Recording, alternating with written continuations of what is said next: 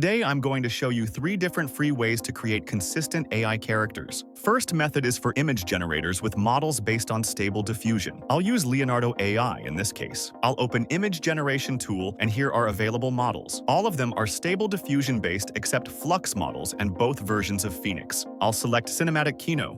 Style will be unprocessed, for example. Aspect ratio and image quality don't matter in this case. The most important thing here is your prompt. You can describe the appearance and clothing of the character and add consistency by giving him or her some name. Okay, not bad, but I'll specify that this is European girl. I didn't specify the type or color of the clothing, so it's completely random. And the haircut is a little bit different because I only mentioned short hair in the prompt. But if you look at the faces, this is almost the same person. Now I'll change aspect ratio, specify that she is happy, and that haircut is bob cut. This time, face is closer to the camera, and as you can see, face is 99% the same. I'll remove the words thin lips because they didn't work as I expected. You can create characters of different age. For some reason, instead of 45 years old, I got 65 years old. Woman.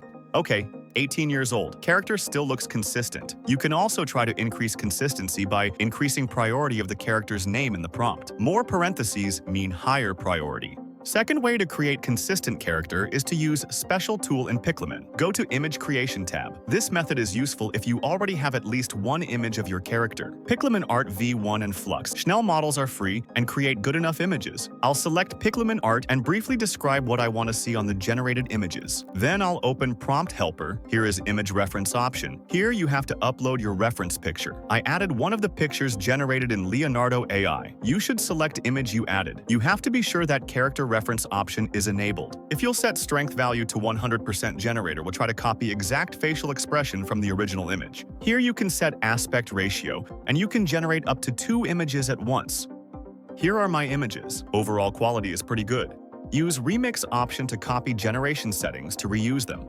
But reference image should be selected one more time. The pictures you previously used in image reference section will be still here, so you don't have to upload them from your device all the time. I increased strength to 0.95 this time. The result is a little bit similar to the previous generation with lower strength value, but now smile on the woman's face is almost identical to the original picture. Third way to create AI character is image generator from Google, ImageFX. I used American VPN to access it because ImageFX is still unavailable in lots of countries. Interface is pretty simple.